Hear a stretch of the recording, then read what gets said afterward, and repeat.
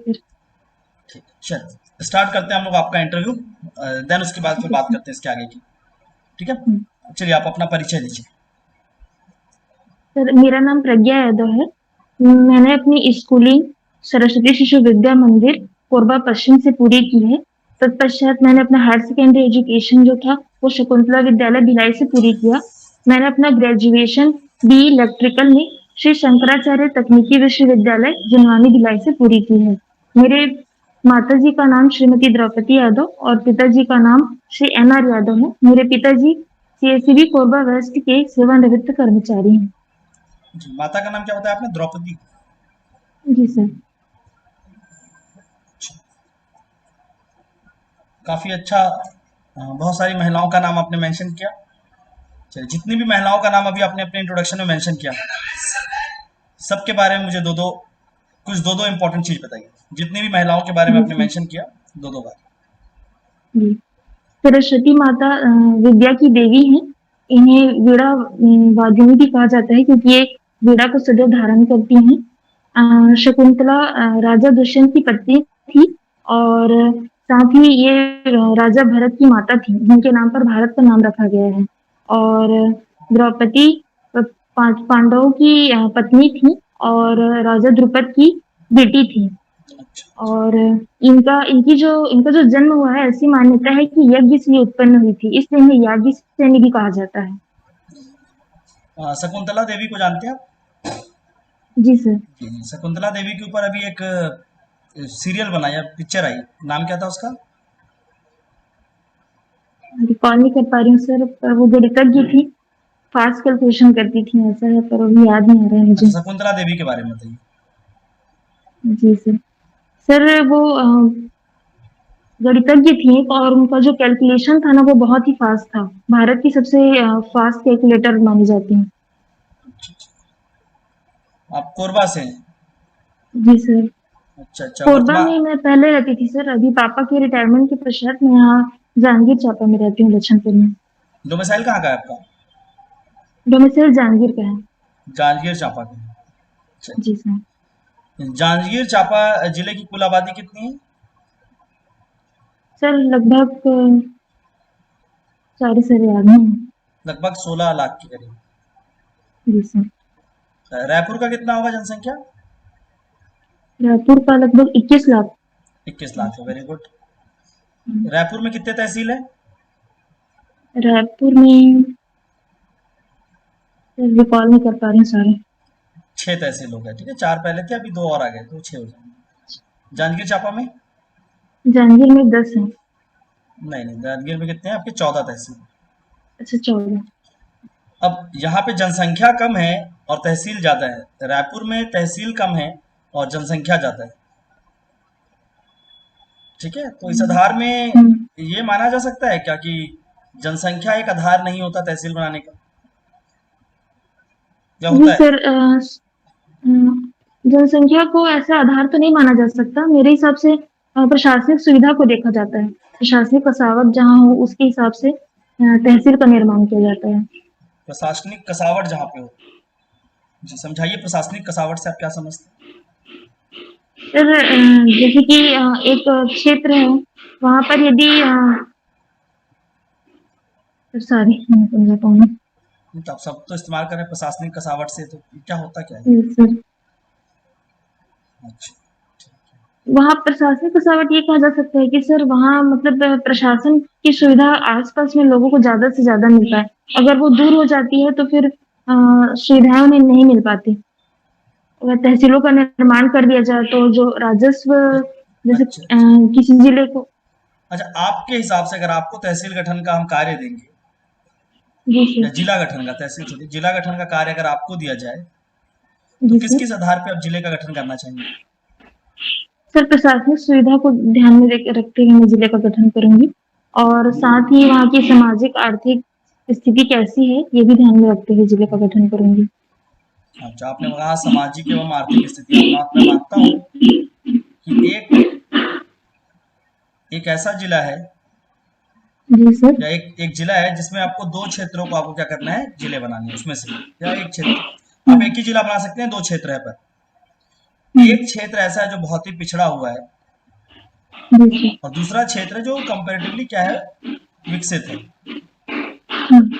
इन दोनों में से आप किसे एक नया जिला के रूप में बनाना चाहेंगे? सर जो क्षेत्र पिछड़ा है उसे मैं बनाना चाहूंगी नया जिला, वेरी गुड। क्योंकि हाँ, बताइए।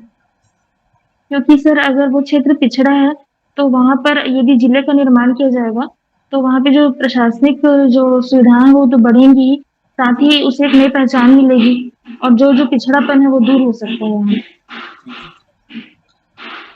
तो छत्तीसगढ़ के रायगढ़ के बारे में आपने सुना है? जी सर। जी, आपके जांजगीर के बगल का ही जिला है रायगढ़। और जी सर। रायगढ़ में नए तहसील बनाए जा रहे हैं, आपको पता होगा। जी सर। सॉरी, जिले, एक नया जिला बन रहा है रायगढ़ में, जिले। सारंगढ़ और भिलाईगढ़ को हाँ। मिलाकर। बिलाई।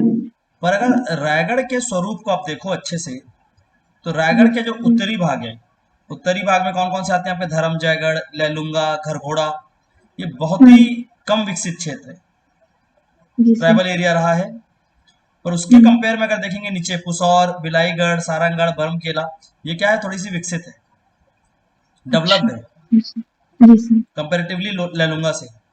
और हम्म। राज्य सरकार ने नीचे के क्षेत्रों को क्या बनाया है, एक नया जिला बनाने का प्रयास किया, जो कि फिर भी जी विकसित थे। सर। तो ये हम्म। क्या गलत निर्णय है राज्य सरकार का? आपके हिसाब से तो गलत होना चाहिए। सर गलत कहना तो नहीं कहा जा सकता, हो सकता है राज्य सरकार की ये मंशा होगी कि अभी जो विकसित क्षेत्र है उन्हें यदि जिला बना दिया जाता है तो वे और विकसित हो जाएंगे, फिर बाद में अपनी सुविधा को देखते हुए सरकार चाहे तो वो जो अविकसित क्षेत्र है उन्हें भी जिले के रूप में परिवर्तित कर सकती है। नहीं, अगर अभी आप अगर मुख्यमंत्री के साथ होते सलाहकार के रूप में, जी सर। तो आप उनको ये चीज बोलते क्या कि ऊपर के क्षेत्र को बनाते हैं और नीचे को नहीं बनाते? आप जो निर्णय लिया जा रहा है शायद ये गलत है। सर मैं अपनी सलाह देती, अब वो सरकार के ऊपर है कि वो किस चीज को क्या सही सलाह? मानते हैं। सर मेरी सलाह तो ये होती है कि जो अविकसित जो क्षेत्र हैं उन्हें पहले जिले के रूप में परिवर्तित किया जाए ताकि वो विकसित हो सके, और क्योंकि जो पहले से विकसित है यदि जिला बनाया जाता है तो उनके लिए तो हम मतलब आगे बढ़ने के लिए वो भी एक माध्यम हो सकता है, लेकिन जो पिछड़े क्षेत्र हैं यदि उन्हें हम और आगे लेकर के आते हैं तो ये शायद विकास को सूचित करेगा। वो विकास को सूचित करेगा। जी सर। अच्छा, अगर आपको मैं बोलूं कि आप जांजगीर जिले से हैं या कोरबा से आप आ रही थी इसके पहले, इन दोनों को जी सर। छोड़कर आपको जी कोई भी सर। एक जिले में अगर मैं कार्य करने का मौका दूं एसडीएम के लिए, तो कौन से जिलों जी का आप सर। चुनाव करेंगे? आपको करना है चुनाव, ये नहीं होना चाहिए राज्य सरकार जहां भेजे, आपको एक जिले का चुनाव करना है पूरे छत्तीसगढ़ में। जी सर। हम्म। सर छत्तीसगढ़ का मानचित्र बिलासपुर। तो याद है ना आपको? यस सर बताइए बिलासपुर। आप कहाँ जाना चाहेंगे, आपको भेजेंगे जहाँ। बिलासपुर। रायपुर? बिलासपुर सर। बिलासपुर आना चाहेंगे? कोई जी विशेष सर। कारण? सर ये मेरे होम टाउन से थोड़ा पास भी पड़ेगा मुझे, और ये भी ऐसे कारण देखा जाए तो, और ये दूसरा कारण ये देखा जाए तो बिलासपुर में भी मतलब अभी डेवलपमेंट तो हो रहा है लेकिन उतना अधिक डेवलपमेंट अभी नहीं हो पाया है जिस लेवल का जैसे जैसे स्मार्ट सिटी कहा के अंतर्गत शामिल किया गया है। तो मैं चाहूंगी कि वहां जाकर के जो स्मार्ट सिटी के रूप में उसे विकसित करने का जो प्रयास मैं कर सकती हूँ वो मैं करूंगी। मतलब आपको घर के नजदीक रहना है, थोड़ा सा दूर भेजने में थोड़ा सा तकलीफ हो सकता है। हाँ सर ये मेरी सोच है। अच्छा, ये आपकी सोच है। अच्छा, एक लोक सेवक के रूप में आप सेवा को ज्यादा बल देंगे या अपने कंफर्टेबल लेवल को, कि मतलब मैं मुझे ज्यादा कंफर्ट मिले वो कार्य करना है, या सेवा के भाव से आप सेवकों के लिए ज्यादा कार्य करना चाहिए, स्वयं नहीं के सर लिए या मैं सेवक सेवा के लिए? नहीं मैं सेवा को ज्यादा महत्व दूंगी सर। आपने जो पूछा था कि आपको यदि नहीं, मैंने जो कहा अभी या पूछा से, वो बताइए, पुराना नहीं। हाँ सेवा को ज्यादा महत्व दूंगी। सेवा को ज्यादा महत्व देंगे। अच्छा, जी। तो सेवा को ज्यादा महत्व, तो आप मेरे ख्याल सुकमा का भी चुनाव कर सकते जी सर। हैं, उसके बारे में क्या बोलेंगे? सर अब पहले आपने कहा कि आप अपनी स्वेच्छा से जहाँ भी हाँ, चुनना चाहते हैं वहां चुन लीजिए, तो मैंने उसे देखा, लेकिन यदि मेरी तो मैंने तो जरूरत फिर वहां पूछा पर नहीं ना होगी। आपसे कि आप जो चुनाव करना चाहते हैं चुनाव का कारण क्या होगा, वो तो मैंने नहीं पूछा, वो तो आपने बताया। जी सर। आपको कारण तो आप ही ने बताया ना, मैंने तो कारण पूछा ही नहीं था। चलिए कोई बात नहीं, अच्छी हम्म। बात है। अच्छा, प्रज्ञा, आप ये बताइए, प्रज्ञा का अर्थ क्या होता है? तो प्रज्ञा का अर्थ होता है बुद्धि, बुद्धि। ज्ञान। जी सर। अच्छा अच्छा। तो बताइए हमारे ब्रेन के बारे में, ब्रेन कैसे फंक्शन करता है?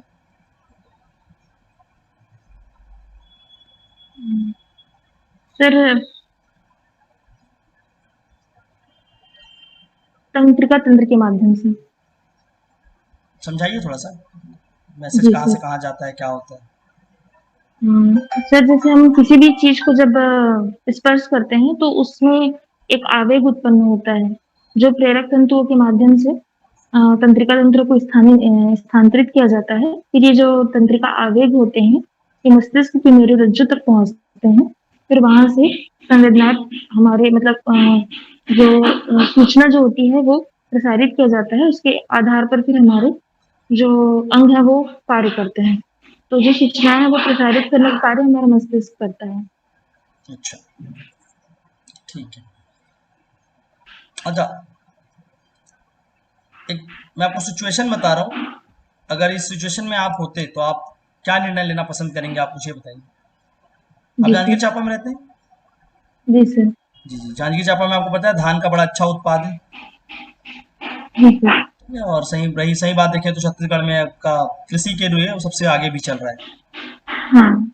ठीक है, तो अगर जांजगीर चांपा में किसी वर्ष, कोई भी एक वर्ष आया, वहां पर क्या हो रहा है आपका, बहुत भीषण अकाल सा आ गया। हम्म। ठीक है, खाने पीने के लिए बहुत समस्या है।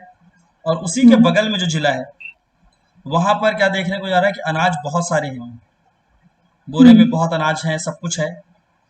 जी और सर। एक आदमी जो 3-4 दिनों से काफी भूखा है, हम्म। ठीक है, और आपको कुछ समझ नहीं आ रहा, आप वहां पर पदस्थ हैं, आप एक सरकारी अधिकारी के रूप में, और आपको कहीं से भी कोई सेवाएं नहीं मिल रही हैं, आपको बस कार्य करना है। अब आपको ये निर्णय हम्म। लेना है कि उस व्यक्ति को या तो समझाना है कि आप इंतजार करो, मदद और सहायता हम्म। आएगी, हम्म। या तो आप उस इंसान को बोलिए कि जाकर बगल से जो धान या चावल रखे हैं, उसको आप क्या करो, चोरी करके आप खा लीजिए।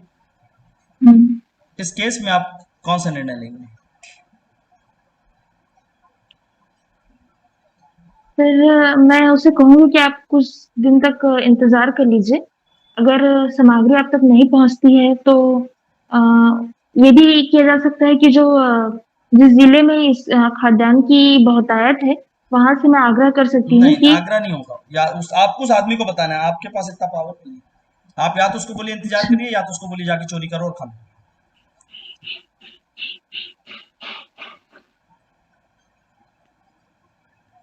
सर, मैं उसे इंतजार करने के लिए कहूंगी, क्योंकि चोरी करना तो सही नहीं होगा। 3-4 दिनों से भूखा है, मर जाएगा बेचारा। सर, मेरे जो क्षेत्र है वहां पर कुछ ना कुछ तो प्रबंध हो सकता है जहां से नहीं, मैं। कुछ आपको प्रबंध नहीं करना, आपको सिर्फ इन दोनों में से एक का चुनाव करना है। क्या उसको आप चोरी करने बोलेंगी या नहीं बोलेंगी? कि मैं यदि चोरी करने नहीं बोलूंगी सर। तो वो उसकी जान चले जाए फिर भी चोरी नहीं करें, चलिए ठीक है, कोई कोई बात नहीं। अच्छा, प्रज्ञा, क्या मंडला आर्ट करना पसंद करते हैं? जी सर। जी जी, इसके बारे में बताइए। सर, मंडला आर्ट की जो शुरुआत होती है वो एक बिंदु से होती है, और ये जो इसकी जो समाप्ति होती है वो एक गोलाकार रूप में होती है। तो ये जो मंडला आर्ट है वो ये दर्शाता है कि एक ब्रह्मांड जो गोलाकार स्वरूप में है वो सभी चीजों को अपने में समाहित किए हुए है। इसमें अनेक सिमेट्री बनाई जाती है, जिसमें अत्यंत बारीक कलाकृति की जाती है, और इससे ध्यान भी बढ़ता है, एकाग्रता बढ़ती है और तनाव कम होता है। कहाँ बनाया गया, मुख्य केंद्र कौन सा है मंडला आर्ट का? मंडला आर्ट मध्य प्रदेश के मंडला जिले में मुख्यतः प्रचलित था, और इसका जो ओरिजिन है ये माना जाता है कि बौद्ध धर्म से इसकी उत्पत्ति हुई है। बौद्ध धर्म से इसकी उत्पत्ति हुई है, जी जी जी। जी सर। ओके, और ये मंडला आर्ट को छोड़कर और कौन कौन से आर्ट प्रसिद्ध हैं?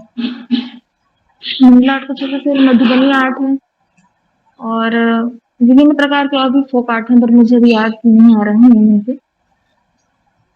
अच्छा अच्छा, तो रुचि रखते हैं आर्ट एंड आर्किटेक्चर में, या सिर्फ मंडला आर्ट पे ही रखते हैं? सर, अभी फिलहाल तो मैं मंडला आर्ट पर ही ज्यादा रुचि रख रही हूँ, क्योंकि जब से मैंने उसे स्टार्ट किया मुझे अच्छा लग रहा है उसे करने में। अच्छा अच्छा, आप बनाते हो? जी सर। अच्छा, मंडला आर्ट से संबंधित कोई 5 व्यक्तित्व का नाम बताइए। सर, एक प्रज्ञा पद्मेश करके एक हैं, उनका उनसे उन्हीं से मैंने उनकी वीडियोज़ को देख कर के और उनके जो ब्लॉग्स है वही पढ़ के मैंने इसे सीखा है। और एक और याद नहीं आ रहा, सॉरी। तो जन्म का वर्ष क्या था? सर 93। 93। जी ओके, सर। तो बड़ा अच्छा वर्ष रहा है। 93 जो है आपका ईयर, उस ईयर की कोई प्रमुख 3 घटना बताइए। सर 93 में ही मुंबई में बम ब्लास्ट हुआ था। जी, और? और सर और याद नहीं आ रहा है, सॉरी। अच्छा, कौन-सा विषय आपको पसंद है? यूपीएससी के एग्ज़ाम दिए, बहुत सारे विषय थे। हिस्ट्री, ज्योग्राफी, जी सर। पॉलिटी, इकोनॉमिक्स, कौन-सा विषय सबसे अधिक पसंद है? सर मुझे फिलॉसफी पसंद है। आपको दर्शन पसंद था? जी सर। अच्छा, अच्छा। चलिए, तो दर्शन के बारे में बताइए। आप दर्शन और फिलॉसफी में क्या अंतर समझते हैं? सर दर्शन का अर्थ एक दृश्य धातु से बना है जिसका अर्थ होता है देखना। और भारतीय संदर्भ में दर्शन का जो अर्थ होता है वो एक सत्य का साक्षात्कार करना है, सत्य का अन्वेषण करना है। जबकि फिलॉसफी जो होता है वो पाश्चात्य दर्शन में फिलॉसफी का जो अर्थ है वो ज्ञान है। और फिलॉसफी पाश्चात्य दर्शन के हिसाब से दर्शन जो होता है वो बौद्धिक प्यास है। मतलब ज्ञान की प्राप्ति है, ज्ञान के प्रति प्रेम या अनुराग को दर्शाता है। अच्छा, अच्छा। जो अभी समकालीन भारत जो चल रहा है ये, और इससे 20-50 साल 70 साल पुराने, जिनको हम लोग क्या बोलते हैं मुख्य रूप से कंटेम्प्रेरी जो फिलोसोफर्स रहे हैं, जो आज के जी वर्तमान सर। युग के जो फिलोसफर रहे हैं और जो पुराने युग के फिलोसफर रहे हैं, दोनों में काफी भेद रहा है। तो आपको क्या लगता है कि फिलॉसफी वेदों से जो प्रारंभ हुई थी, जो अभी कंटेम्प्रेरी तक आई, इसमें हुँ। मूलभूत जो विचार थे, विचार कहीं ना कहीं कम होते गए, डाइल्यूट होते गए, या वैसा ही था? Sir sorry, sorry sir, question एक बार रिपीट कर सकते हैं? हाँ। वीडियो अटक और गया था। जो आपकी दर्शन रही है, जो आपके पुराने समय में दर्शन थे, भारतीय दर्शन, और जो भी वर्तमान समय में जो भारतीय दर्शन देखते हैं, तो पुराने जी, समय में आपके उपनिषद से प्रारंभ हुआ और आज तक अभी वो चल रहा है। तो आपको क्या जी लगता है कि सर। इन बदलाव के समय में, उस समय से लेकर अभी तक, दर्शन ने अपने जो उसकी मुख्य विशेषताएं थी, दर्शन का जो एक वैल्यू था, वो कम हो गया है भारत में? जी सर, मतलब वैल्यू तो वैसे कम नहीं हुआ है। पहले क्या था कि वेदों को ज़्यादा महत्व दिया जाता था, अध्यात्म पर आधारित दर्शन था। धीरे-धीरे दर्शन का विकास होते गया, बुद्धिवाद को भी महत्व दिया गया और तार्किकता का समावेश होता गया। तो इससे दर्शन में जो रूढ़िवादिता थी वो धीरे-धीरे दूर होती गई। और अभी यदि आधुनिक संदर्भ में देखा जाए तो तार्किकता को अधिक महत्व दिया जाता है। और इस तरीके से यदि देखा जाए तो महत्व तो कम नहीं हुआ है, लेकिन तार्किक विश्लेषण की जो एक बिंदु थी, जो जिसकी कमी थी पहले, वो अब आ गई है। संवैधानिक दर्शन के बारे में बताइए। संविधान में, सॉरी सर। भारत का संविधान पता है आपको? जी सर। अच्छा, अच्छा। उसका प्रस्तावना जानते हैं? जी सर। प्रस्तावना बताइए।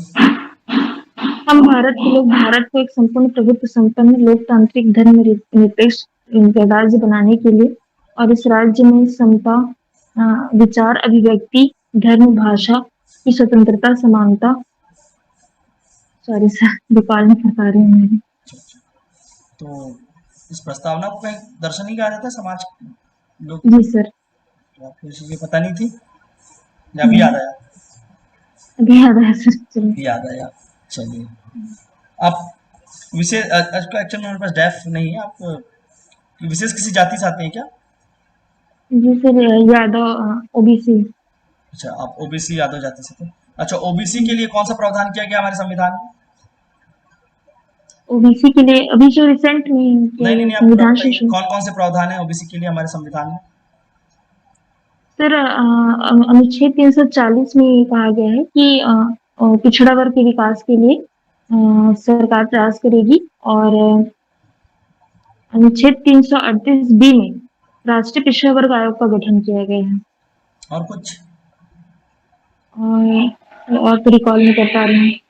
बाकी अनुच्छेद 15(4) में ये कहा गया है कि धर्म, मूल, वंश, जाति के आधार पर कोई भेदभाव नहीं किया जाएगा। और अनुच्छेद 14(4) में लोक नियोजन के विषय में किसी प्रकार की कोई मतलब भेदभाव नहीं किया जाएगा धर्म जाति के आधार पर। तो ये और जो पिछड़े वर्गों के लोग। राष्ट्रीय आयोग बनाया गया ओबीसी का, जी सर। संविधान के किस पार्ट में आता है?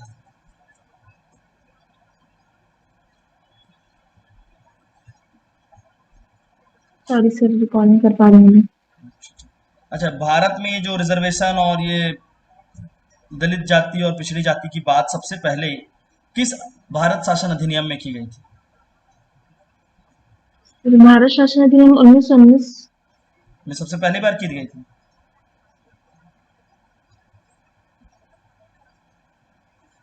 अच्छा चलिए छोड़िए। भारत का संविधान किस दिन शुरू हुआ? 26 नवंबर 1949 को संविधान को अंगीकृत किया गया था। तो 26 जनवरी से 50 को इसे लागू किया गया। अच्छा, तो 26 जनवरी 1950 से पहले संविधान नहीं था या था उसके पहले? आप क्या मानते हैं? सर तो संविधान का जो मतलब जो लागू हुआ वो तो 26 जनवरी से 50 से लागू हुआ था। बाकी जो संविधान के पहले संविधान नहीं था सर शायद। मतलब जो अंग्रेजों के द्वारा बनाए गए नियम कानून थे उसके हिसाब से संविधान संचालित हो रहा था। उसके बाद फिर जब संविधान भारत संचालित को हो रहा था या आजाद किया भारत गया, संचालित हो रहा भारत संचालित हो रहा था। उसके संविधान? पहले संविधान जी जी। उसके पहले संविधान शायद नहीं था सर। अच्छा, चलिए ठीक है, कोई बात नहीं। चलिए, छत्तीसगढ़ के भौगोलिक नक्शे में आप जानकारी रखते हैं? आप जी तो सर। कोरबा में रहे हैं और साथ ही साथ जांजगीर चांपा में। कौन सी जी सर। नेशनल हाईवे चलती है कोरबा और जांजगीर चांपा में?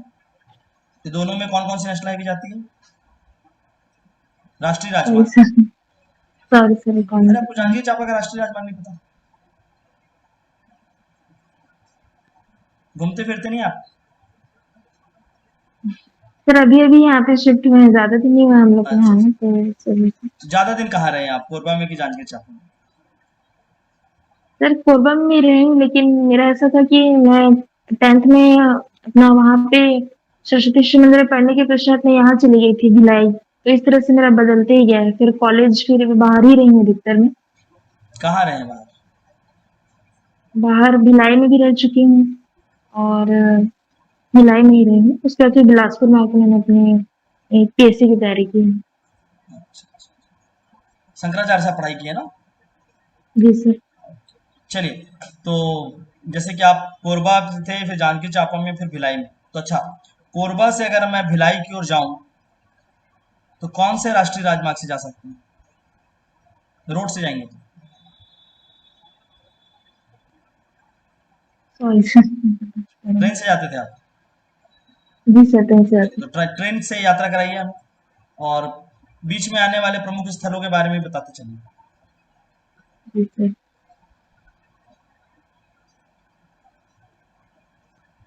तो जाते थे ट्रेन में? सर कोरबा से, हाँ जी सर। कोरबा से पहले आप हम लोग यहाँ मतलब मेन जंक्शन की बात कर रही हूँ, चापा में पहुंचते हैं तो इस बीच में मड़वा रानी पड़ता है। वहाँ स्टेशन एक जो एक प्रसिद्ध स्थल है। और उसके बाद फिर चापा से आगे होते हुए बिलासपुर संभाग के कुछ प्रसिद्ध स्थल पड़ते हैं। फिर रायपुर, और इसके बाद फिर हम दुर्ग पहुंचते हैं। तो इस बीच में याद नहीं आ पा रहा है सर, सॉरी। आदमी वो है। अच्छा अच्छा। कोई भी, आप राउत जाति से आते हैं? जी सर। जी जी जी। मुख्य कार्य मतलब आप, क्या है राउत जाति का मुख्य कार्य? कृषि संबंधित कार्य और पशुपालन, हाँ, पशुपालन से। यही सब है? जी सर। अच्छा, तो पशुपालन से संबंधित छत्तीसगढ़ में क्या क्या विकास किया गया है?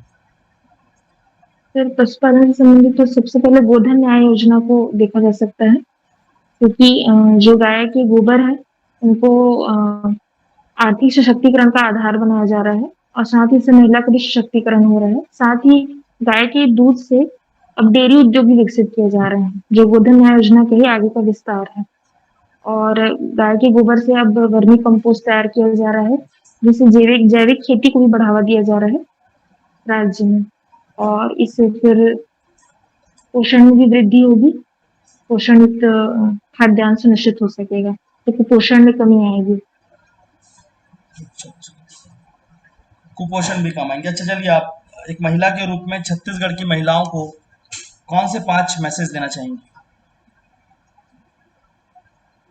सर सबसे पहले तो उनको ये कहना चाहूंगी कि आप अपने अधिकारों के प्रति सचेत रहें। आपके लिए आपको जो संविधान में अधिकार दिए गए हैं उनके प्रति आप सचेत रहें, और जो कानून या जो भी बनाए गए हैं आपको घरेलू हिंसा से बचाने के लिए, किसी भी प्रकार की परेशानी से की मुक्ति के लिए जो भी आपके लिए प्रयास सरकार के द्वारा किए गए हैं उनके प्रति आप जागरूक रहें। दूसरा, आप अपने स्वास्थ्य को लेकर के भी सचेत रहें कि विशेषतः ये देखा गया है कि गर्भावस्था के समय में ही कुछ जो पिछड़े क्षेत्र होते हैं वहाँ पर महिलाएं अपने स्वास्थ्य को लेकर के ज़्यादा अवेयर नहीं होती, जिसके कारण वे कुपोषण एनीमिया की भी शिकार हो जाती हैं और बच्चों का भी ध्यान सही से नहीं रख पाती। तो इस समय वे गर्भावस्था के दौरान अपने और अपने बच्चे के स्वास्थ्य के लिए विशेष रूप से जागरूक रहें, ये बोलना चाहूंगी। और साथ ही उनको आर्थिक रूप से सशक्त भी होना चाहिए। सरकार के द्वारा महिलाओं के आर्थिक सशक्तिकरण के लिए जो प्रयास किए जा रहे हैं उन क्षेत्रों में महिलाओं को अपनी भूमिका बढ़ानी चाहिए, और साक्षरता के क्षेत्र में भी महिलाओं को आगे आना चाहिए। महिला शिक्षा को बढ़ावा देने के लिए भी सरकार के द्वारा अनेक प्रयास किए गए हैं, तो उनमें भी महिलाओं को आगे आना चाहिए। छत्तीसगढ़ के पुरुषों के लिए 3 मैसेज। सर सबसे पहला तो यही है कि मद्यपान जो बहुत ज्यादा अभी चर्चा में रहा है छत्तीसगढ़ में, तो पुरुषों से ये रहेगा कि जहां तक हो सके शराब को कम करने का प्रयास करें, क्योंकि ये जो है एक प्रकार का सामाजिक बुराई है जो न केवल व्यक्तिगत विघटन के लिए बल्कि एक समाज, एक राष्ट्र के विघटन को भी सूचित करता है। राष्ट्र की जो छवि है उसे, अंतर्राष्ट्रीय स्तर पर जो छवि बनी है उसे खराब करता है। हम्म, और दूसरा ये कि महिलाओं का सम्मान करें, हम्म, और तीसरा ये कि शिक्षा, उनके लिए भी शिक्षा ज़रूरी है, उन्हें भी शिक्षित होना चाहिए, तो अपनी शिक्षा के प्रति वो जागरूक रहें। ये जो आपने सुझाव दिए महिला और पुरुष को, जी महिलाओं को सर। सशक्तिकरण की ओर ले जा रहे हैं, पुरुषों को नशा छुड़वा रहे हैं, तो सशक्तिकरण की तो बात नहीं है। थोड़ा सा ये झुकाव दिख रहा है आपका कि जो पुरुष वर्ग है वो गलत कार्यों में ही लगा हुआ है, पुरुष वर्ग महिलाओं को पीड़ित ही कर रहा है, और महिलाएं एकदम पीड़ित हैं तो उनको सही होना है। इतना झुकाव क्यों? हुँ। मतलब ये आपने इस तरह की मेंटालिटी क्यों रखते हो आप? हो सकता था नहीं सर, ऐसे पुरुष भाइयों को भी बोल हुँ। दे कि वही सारा चीज जो महिलाओं को कहा है मैंने वही करिए, और इसके साथ 1-2 पॉइंट और जोड़ सकते थे। इतना जी झुकाव सर, क्यों? लास्ट में मैंने शिक्षा के क्षेत्र में उन्हें कहा नहीं वो था, तो एक और पॉइंट वही जो है, मैं, उनके कौशल विकास से भी जुड़ता है वो। नहीं नहीं, लेकिन आपका इतना ज्यादा झुकाव, मुझे तो ऐसा लग रहा है कि पुरुष मतलब सिर्फ गलत कार्यों के लिए बना हुआ है और नहीं, महिला नहीं, जो एक नहीं, अच्छा ऐसी कार्य नहीं बात कर। नहीं है। नहीं, ऐसी सोच नहीं है सर राष्ट्र मेरी, हमने मतलब तो मैं ये महिलाओं में तो अपने छत्तीसगढ़ निर्माण और राष्ट्र निर्माण की बात तक पहुंचे नहीं। पुरुषों में छत्तीसगढ़ निर्माण और राष्ट्र निर्माण तक चले, तो थोड़ा सा झुकाव था सर आपकी ओर से। महिलाओं के लिए 5 पॉइंट थे तो उसमें मैंने बता दिए, और पुरुषों के लिए 3 ही पॉइंट थे, तो मैं और भी बोलना चाहती थी उसमें, लेकिन फिर आपने लिमिट कर दिया मुझे 3 तक, तो मैं तो उसमें भी ही बोल 3 पाई। में तो आप और बता सकते थे कुछ, आप ये भी बोल सकते हो वो 5 के अलावा 3 और पॉइंट पुरुषों के लिए हम जोड़ सकते हैं। थोड़ा सा झुकाव जी दिखा। सर। चलिए कोई कोई बात नहीं, इंटरव्यू। अच्छा, चलो एक लास्ट क्वेश्चन और करते हैं आपसे। आप बी जी इलेक्ट्रिकल सर। इंजीनियरिंग किए हुए हैं, जी सर।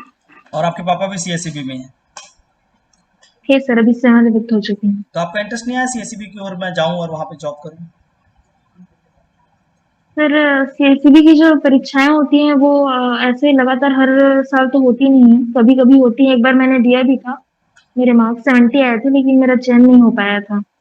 तो इसी वजह से कि निरंतर परीक्षाएं इसमें होती नहीं है, तो मैंने फिर सिविल सेवा, वैसे रहने के लिए मेरा झुकाव प्रारंभ से ही सिविल सेवा में ही था। लेकिन चूंकि 10th क्लास के बाद मेरी रुचि जो है गणित विषय में बढ़ने लग गई थी, इस वजह से मैंने गणित विषय का चयन किया, और जब मैं यहाँ आई तो फिर मैंने इलेक्ट्रिकल को। आप बोल रहे हो कि आप वहाँ निरंतर एग्जाम नहीं था इसलिए पीएससी के एग्जाम दे रहे हैं और बाद में रुचि भी आई थी। जी सर। थोड़ा सा। अच्छा, प्रशासक के रूप में आप अपने आप को किस तरह से देखते सर एक बार क्वेश्चन को फिर से थोड़ा हैं? बोलेंगे एक क्या, प्रशासक कैसे? के रूप में आप अपने आप को किस तरह से देखती हैं? सर मैं अपने आप को एक कुशल प्रशासक के रूप में देखती हूँ। अगर मुझे प्रशासक बना दिया जाता है तो मैं पूरी ईमानदारी से, लगन और निष्ठा के साथ, समर्पण की भावना के साथ अपना कार्य करूँगी। और जो कर्तव्य एक प्रशासक का होता है उसे मैं निभाने का पूरा पूरा प्रयत्न करूँगी। अच्छा, अच्छा, अच्छा। छत्तीसगढ़ के राज्य गीत बताइए, प्रशासक हैं आप। जी सर, अरपा पैरी के धार। नहीं, नहीं, गीत बताइए, गाइए। अच्छा पूरा गा करके? ठीक है। अरपा पैरी की धार महानदी है अपार, इंद्रावती हा पखारे तोर तैया, जय हो छत्तीसगढ़ भूमिया, माही पाँव परूँ तोर मैया। सर अभी इतना ही याद है, मैं पूरा याद करने की कोशिश करूंगी आगे। चलिए, ठीक है भैया, बहुत बढ़िया। फीडबैक करते हैं इस पे, जी ठीक है? सर। क्योंकि अभी आपने पहले कोई भी इंटरव्यू नहीं दिया, इसलिए मैं अभी आपके साथ ज़्यादा टफ इंटरव्यू नहीं जा रहा हूँ। टिपिकल बेसिक इंटरव्यू हाँ। मैं ले रहा था आपसे। जी अच्छा बोल सर। रहे हो, क्लियर हो, आपकी वॉइस काफ़ी क्लियर है जी और बोलने का तरीका भी अच्छा है। डरना नहीं सर। है, एक दो क्वेश्चन गलत जी लगते सर। हैं तो आप उसमें सॉरी बोलिए, आगे बढ़िए। जी कंडीशनल सर। क्वेश्चंस में आप ध्यान रखिए कि वहां पर आपको सोचना है, जैसे आपके पास कोई क्वेश्चन अगर स्पष्ट है तो उसका आंसर आपको आना चाहिए। जैसे चोरी जी वाली सर। बात है तो हाँ बिल्कुल, अगर उसकी जान जा रही है तो वो चोरी कर सकता है थोड़ा सा, ताकि उस समय वो अपना भरण पोषण कर सके, उसके बाद भले कि वो चोरी ना करे। सर मतलब उसको फिर बाद में ऐसे तो नहीं ले सकते ना, ऐसे तो नहीं बोलेंगे कि आप चोरी करने के लिए कैसे, मतलब हाँ, उनको बोल सकते अगर हैं? किसी की जान की बात आ गई तो चोरी कर सकते हैं, उसमें सुप्रीम कोर्ट ने खुद भी कहा हाँ ना मतलब कि जीवन मूल्य को हाँ, प्राथमिकता जीवन देना का है जब हमको। संकट आ गया तो बिल्कुल कर सकते हैं, जीवन का संकट आ जाए तो आप किसी और का जान भी ले सकते हैं, उसमें कोई वो नहीं है, सुप्रीम जी कोर्ट खुद सर। बोलता है, ठीक है, कि जीवन के संकट जी में सर। थोड़ा सा अनाज लेकर ठीक। अपने जीवन को बचाया जा सकता है, और बाद में उस चीजों का पश्चाताप करके हम उस चीजों की पूर्ति भी कर सकते हैं। पूर्ति भी कर सकते हैं, ये ठीक है कर सर। किया जा सकता था, हम्म, बट पर अगर हम्म। चोरी ही नहीं करके मर गए तो उसकी पूर्ति कभी नहीं हो सकती। कभी नहीं जी। हो सकती ये, मैंने मतलब मैंने सोचा कि इसके ऊपर फिर क्रॉस क्वेश्चन हो जाएगा, इस वजह से मैंने नहीं, नहीं, तो वो तो मतलब। ये था ना उसका आंसर। जी सर। ठीक है, यही तो उसका आंसर था। इसके बाद जैसे पुरुष और महिलाओं में मैंने पूछा, तो अगर आपने आंसर ये बोलना कि हाँ वो 5 पॉइंट तो मैं पुरुषों भाई से भी कहना चाहूंगी, और 2-4 पॉइंट आप एक्स्ट्रा जोड़ सकते हो। कभी भी किसी भी जी तरफ सर। झुकाव नहीं दिखना चाहिए। ठीक जी है, सर। नए जिलों का गठन हम्म। काफी हुआ है, अच्छे से पढ़िए। जिला गठन से हाँ सर संबंधित वो भी प्रश्न आ तैयार सकता करना है, है। आसपास मैंने भी आपसे पूछा है। ठीक है, जी बाकी सर। आप बढ़िया कर रहे हो। अब आप रेगुलर आके यहाँ पर बैठ नहीं पाते, मिल नहीं पाते, क्लासेस देख रहे हैं आप। हाँ सर वही, हाँ क्लासेस में देख रही हूँ सर कंटिन्यू, बट वही है कि मैं अभी आ नहीं पा रही हूँ। आऊंगी वैसे मैं 5 तारीख को, तो मैं सोच रही हूँ वहीं आकर के आप लोग को सामने में दूंगी तो थोड़ा अच्छा लगेगा। हाँ, हाँ, वो आप एक बार बिल्कुल करिए, हाँ। और जिस तरह से चल रहे हैं उस तरह से प्रैक्टिस करते रहिए, बहुत बढ़िया है। कहीं कोई हाँ। कमी नहीं, देखो इसमें ये लगता है कि नहीं शायद मैंने गलत आंसर दिया, सही दिया। और जो आधारभूत क्वेश्चन है, जो बहुत बेसिक क्वेश्चन है, जी संविधान के सर। बारे में जैसे मैंने 3-4 क्वेश्चन पूछा, वो सारे सही होने चाहिए आपको, उसमें गलत नहीं जाना है आपको। जी सर। जी वो सर। बेसिक मैं क्वेश्चन इसको है, और अच्छे से उसको आप अच्छे से पढ़ूंगी। प्रैक्टिस करिए, जी बेसिक सर। चीजों को। यहाँ जरूरी हम्म। नहीं है कि आपने टफ क्वेश्चन का आंसर देना है, उसको आप सॉरी बोल के आगे बढ़ सकते हैं, पर बेसिक क्वेश्चन का आंसर देना जरूरी है, जो जी कि आपका एक जरूर नॉलेज जी बेस सर। है।